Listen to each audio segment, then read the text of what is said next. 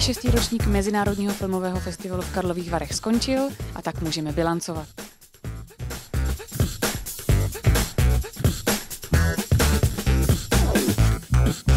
Viděla jsem celkem asi 5 filmů a myslím si, že z těch 5 je to jednoznačně film s Paulem Giamattem, který se jmenuje Win-Win. A byl pro mě velkým zážitkem, protože mi přišel hrozně hluboký, přitom jsem se zasmála, dojala. Velmi silný zážitek filmový vůbec za poslední roky. A to je můj velký objev, kanadský režisér Denis Villeneuve.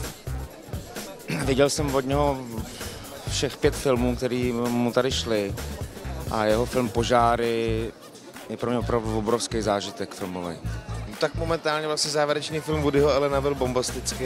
My jsme teda přijeli včera večer, takže jsme bohužel toho moc nestihli, takže nemůžu hodnotit z té nabídky, která tady byla, ale každopádně tohle i podle publika, podle reakcí publika byl geniální film. Nejsilnější filmový festivalový zážitek byl Býčí šíje film, který pro mě byl úplně neskutečný.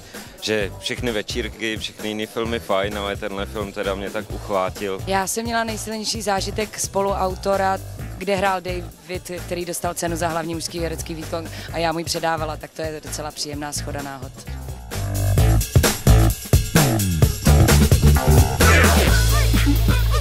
Ve Varech ale nejde jenom o filmy. Na červeném koberci se také poměřovaly róby celebrit.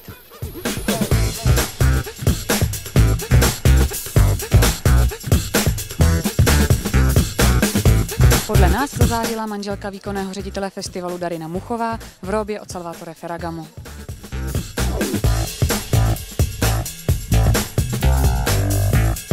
Tak dneska jsem oblečená šaty Miu Miu a doplňky Prada.